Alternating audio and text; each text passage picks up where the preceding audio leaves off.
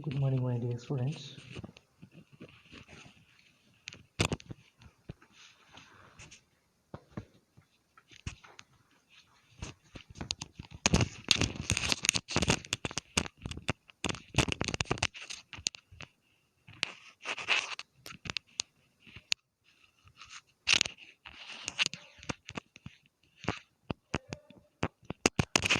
We'll start this design problem here.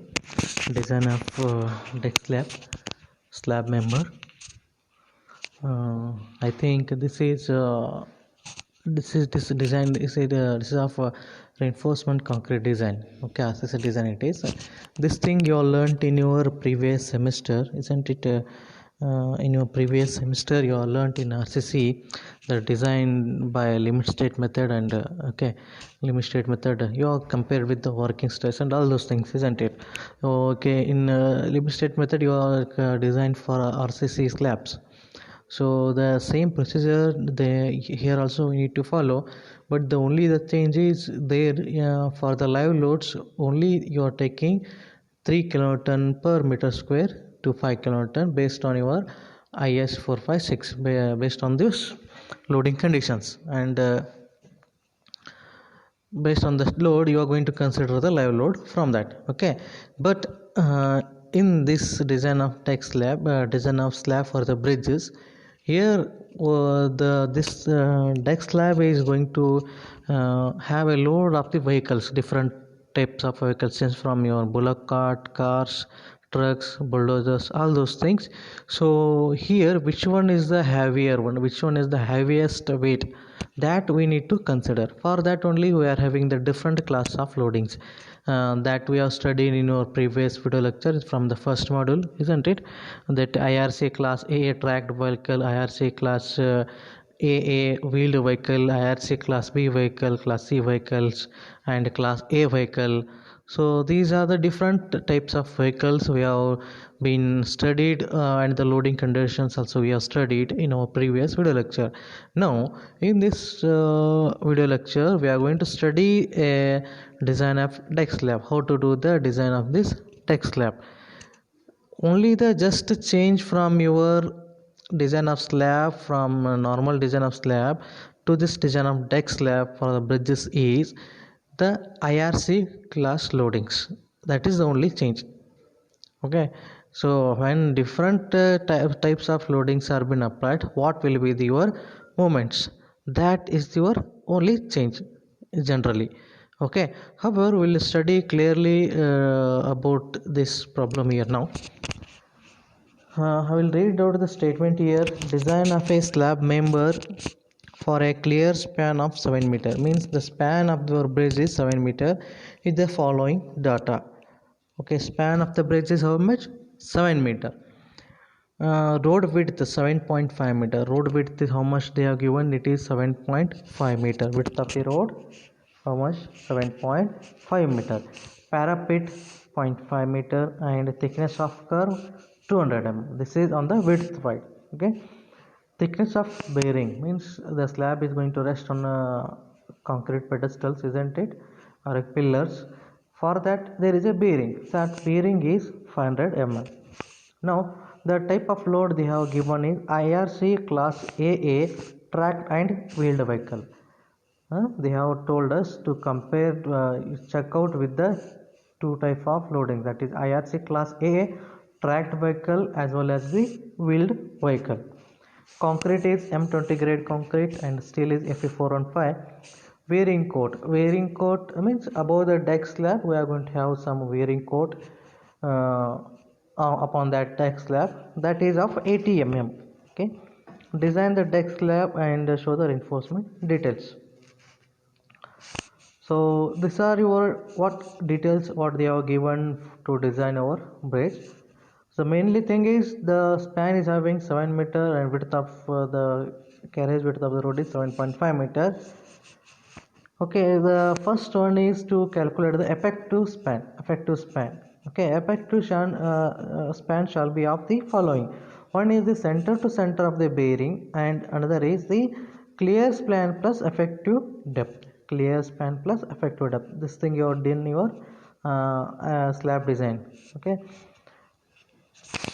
this class will be there in IRC 21 2000 from class number 305.4 page number 44. In that they have given the reference to how to calculate the effective span. One is center to center of the bearing.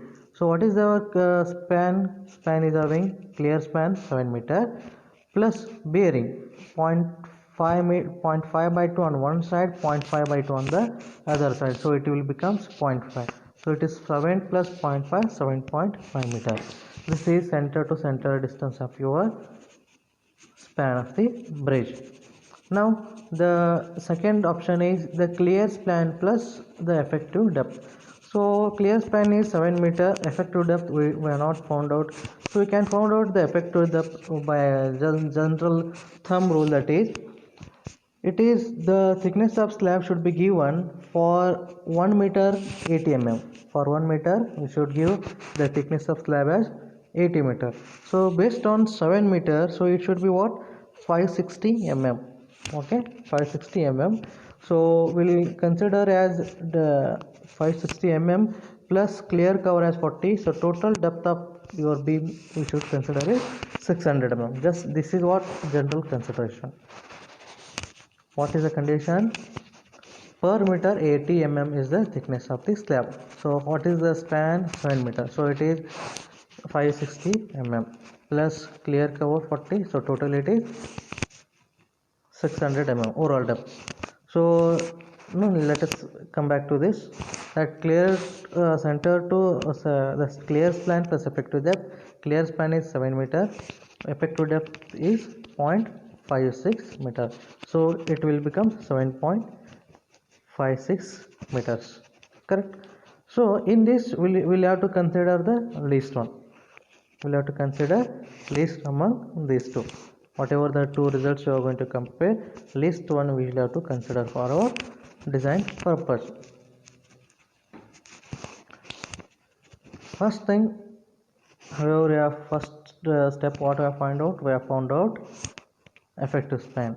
Next we will go for dead load, bending moment time. Dead load calculation, as for the dead load what will be the bending moment and the shear forces.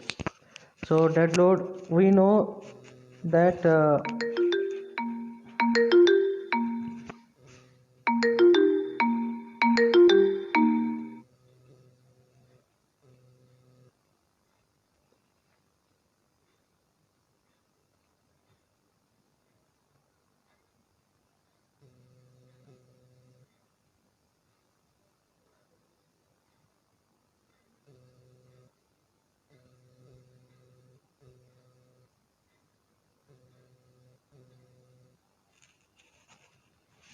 dead load, bending moment and a shear force. Okay, so dead load of this slab is, we know that the density of concrete is 25 and thickness of concrete is 0.56. Your effective depth, overall depth, it is 0.6 meter. So 25 into 1, so always take 1 meter for 1 meter of the length. Okay, 25 into 1 into 0.6, it is 15 kilonewton per meter. The UDL is 15 kilonewton per meter.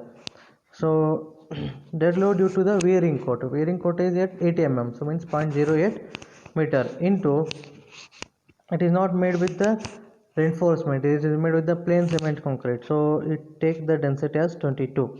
So 22 into 0.08 into 1, so it is 1.76. Total dead weight will be what? 16.76. 16.76 is what your total dead weight. So 16.76. Okay, so with the help of this we'll have to find the dead load, bending moment and shear force. Okay, and we'll draw a figure here. A span of 7.5 meter. Upon that a UDL is going to be applied. The dead load, that is 16.7276. So what is your bending moment? WL square by 8. So dead load bending moment is 17.76 into 7.5 square divided by 8. So it will become 117.8 kilonewton meter. Similarly, dead load shear force it is WL by 2. So it is 62.85. This is what dead load bending moment and dead load shear force.